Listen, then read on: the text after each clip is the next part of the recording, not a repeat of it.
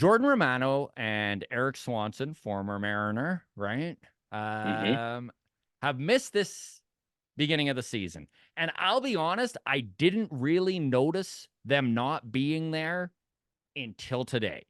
And oh, Hmm. buddy, after getting into the ninth, and Jimmy Garcia was a bad man today, buddy. He was hitting, he threw the fastest pitch he's ever thrown in his career at 99.8. So we're going to round up and call it 100. But this is a dude who's never hit triple digits, is in there hitting triple digits with run, with freaking curl on that fastball, was getting strikeouts. And I mean, the Mariners were already in swing mode. So just Hmm. really disappointing from the Blue Jays standpoint to tie the game up with that Vladdy dinger, get into the eighth, rip through the meat of their order with Garcia on the mound there, get into the bottom of the ninth, load the bases, and then I think part of the reason that they lost is like it was pretty deflating to just like be that close You're right there. I mean, you guys almost won in the bottom of the ninth by inches, right? I by mean, inches. inches. That ball is squeezed out. 6 more inches, and that's ball game. I was impressed by Yimi there. I didn't know that he was a triple digit guy. I did see that pitch. It showed 100 on the screen, so I'm sure they rounded up at MLB as Yeah. well. And he looked good. It does suck when you have a setup guy and a closer out at the same time. We're going through that too. A little bit. Luckily, we have Munoz and a little bit Yeah. more depth in the bullpen, of course. And they prioritized that. And then that's tough. You don't know for sure what the outcome would have been. You don't know for sure that Swanson or Romano would have fared any better. The history would suggest they probably would have, but there is a reason that you don't go 60 saves or 60 opportunities every season. You don't know when you're going to get bit or have a tough matchup or some dude just hits 6 for 7 career against you, and for some reason he just gets how to hit you. It's that, but that's part of it, right? Getting these guys healthy and keeping them healthy. So, um, loved not seeing Romano or Swanson. Side caveat: I hope everything with Swanson and his family and his little boy are going Yeah. better. I know it's headed in that right direction. Last I read, so just want to Yeah. give Swanson a shout out because that shit's horrible. You never want to see Oh, that. But absolutely. Toby Swanson, yeah, man. The Blue Jays Toby, fans man. like rallied around that so much, buddy. Like it's nice when um they bad say shit they say like happens. bigger than baseball.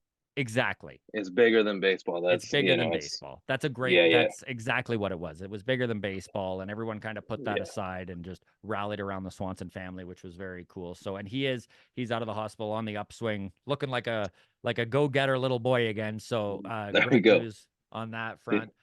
He'll Uh, be fielding ground balls with Bo in no time. that's right. That's right. So to get back to the game, Tim Meza comes out, who honestly, dude, he has been so lights out for this team over the last 3 years. Mhm. I mean, truly, in my opinion, and I mean, I am biased here as a Jays fan, but one of the more underrated lefties in Major League Baseball. I mean, you just look at his numbers from the last 3 years and he just doesn't get his flowers, but he has not had the velo that he has had over the last 3 years since spring started. It's not way down, but it's 3 miles an hour slower, right? It's just down enough where That's guys are lining noticeable. up as fast. I mean, we watched Cal Raleigh sit all over that, right? Like Hmm. he And I mean, I was hammered. surprised to see that Tim had like a 1.65 last year, if I'm not mistaken, Yeah. roughly. And I was like, damn, like that's lights out. And from the left Yeah. side, like what more can you ask for from a lefty specialist out of the bullpen? Um, 1.0 whip, right? Like just yeah, it's. you can't ask for better. I mean, I will say this: Cal put a great swing on that ball. He doesn't hit a whole lot of home runs from the right side, so that was that much more impressive. Which is why And they it was, turned him around. it's I like guarantee that's why they went with 100%, Mesa and a didn't hundred send percent. Jimmy back out there, right? Like, because These guys Jimmy's do that to pitch Cal count all was the at time. like 15. Yeah. So, Yeah, all the time. Cal gets that all the time because his power splits are so drastic, left to right. It just he ran into one. I think you guys probably made the right decision in the bullpen. And then the wheels fell off a little bit today, but yeah. I mean, he still got 2 out of 3, so I'm still bitter. Had it I had it been mean, a sweep, maybe I would have no showed like Adam. I don't know. Yeah, we are waiting on Adam Mack here. He did say he'd show up here, so we're gonna try and let him in when he shows up. But if not, this is great. This is fine. We'll make it work. We'll make it work. What'd you think about Juan, Logan? yeah, I was just gonna get into that. Okay, Literally, yeah. my next sentence was going to be Juan Logan Gilbert killed me today. Like Yeah. the dude was nails. He gave Mhm. you some length, which is something that the Mariners have been struggling to get out of their starting rotation. I know that you've already used your bullpen probably more than you would want to in the first 2 weeks of the Exhausted. season. Yeah. Yeah.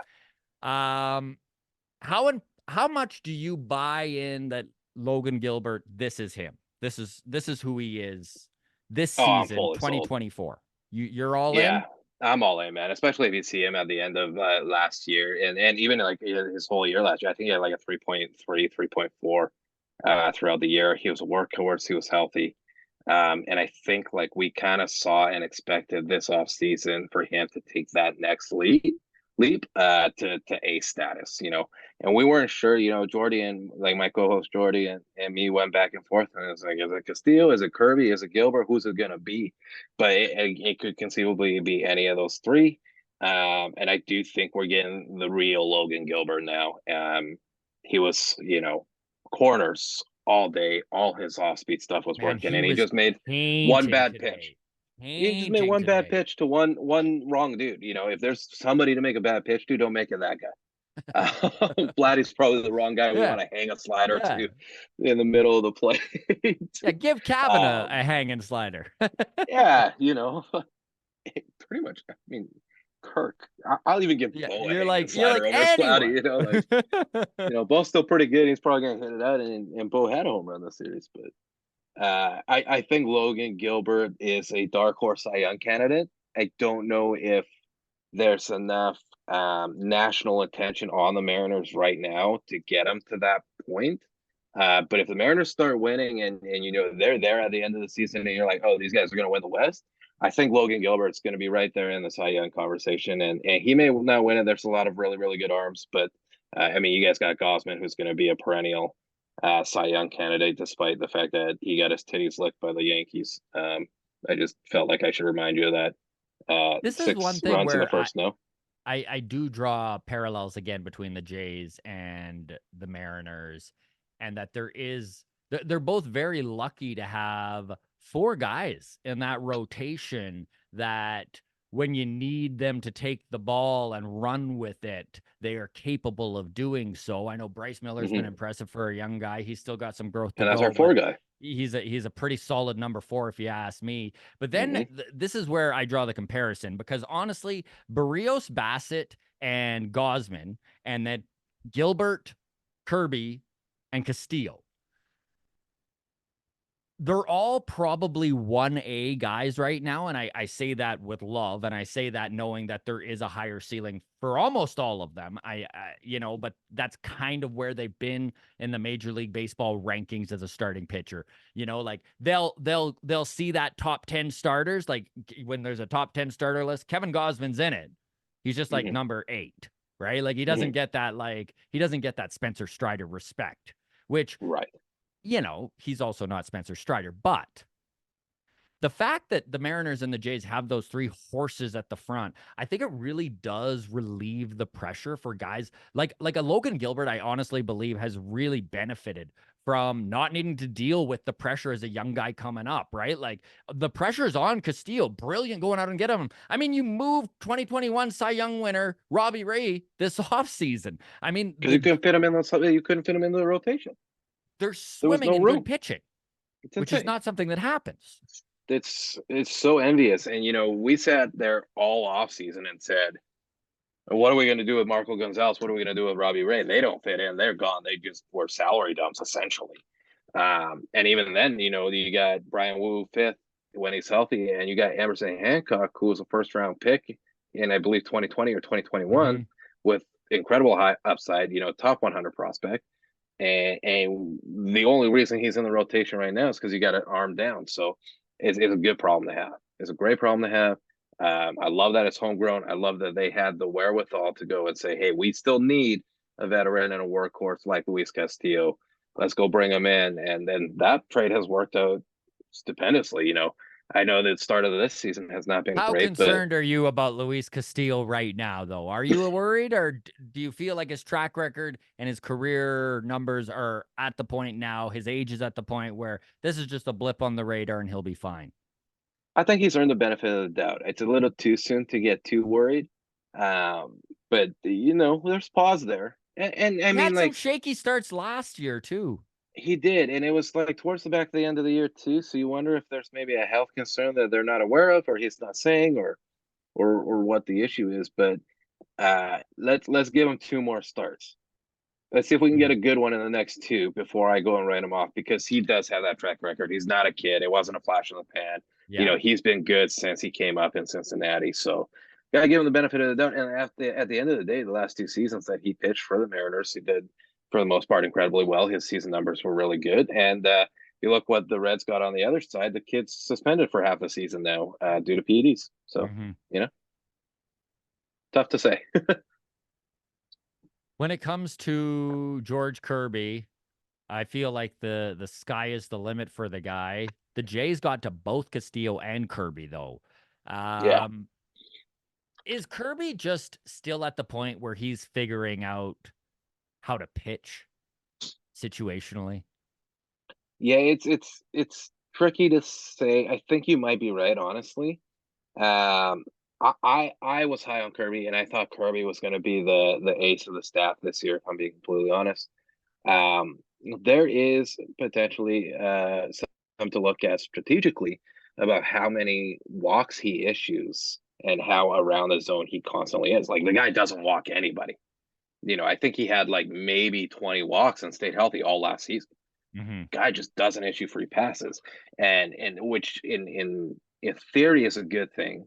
But then you're like, oh, maybe this guy's not getting enough, swing and miss in his stuff, because these are professional hitters, man. If you put it around the plate where they can reach it, even though it's a good pitch, that's not guaranteed not to hurt you, right? So if you're constantly living in the zone, maybe it's resulting in Kirby having to pay some days when he runs into a good hitting team like the Blue Jays or the Rangers or the Yankees. I haven't dived into the numbers, but I think there's a strategic issue there potentially with how many free walks he's given. It's a very low number, and I'm worried that he's just too around the zone, is resulting in more hits and long balls. Walks kill you. Walks will kill you. Walks will kill you, and like, he's not giving them up, but I mean, there has to be a balance, Yeah. right? Like, I understand not giving free base runners, but if you're constantly in the strike zone as a hitter, I'm thinking this guy is not going to throw anything out of the strike zone. Let me just take 3 daddy hacks and see what happens. You And know, this is where this is kind of what I meant too when I said, does he still need to learn to pitch a little bit? hmm Because, like you just said, there are areas where a strategic walk or pitching around a guy is not a bad move, right? Like, totally.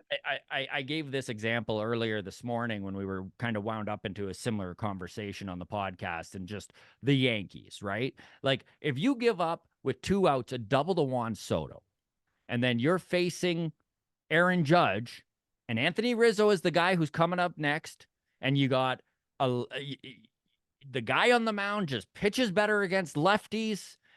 Aaron Judge is a killer. Maybe it's just trust your stuff, right? hmm Pitch around him or just put him on and go to it, right? Like, Yeah. I mean, the scenario that you broke down, Aaron Judge is not even seeing a pitch, just yeah, go down to first yeah, base at that yeah, point. yeah. But you're right. That is I mean, that was an I think extreme example, but you know what I'm saying, totally, right? Like, totally, there's totally. times to pitch around a guy where strategically that is the move. And I think this is where sometimes FIP drives me nuts a little bit, right? Like, ERA, Yeah. I understand that there is a lot of luck and stuff that comes into it. And like, sometimes an ERA is really good that maybe shouldn't be, or vice versa. But like, FIP doesn't like take into account the strategy of like, hey, we're just going to pitch around this guy this time, right? Right.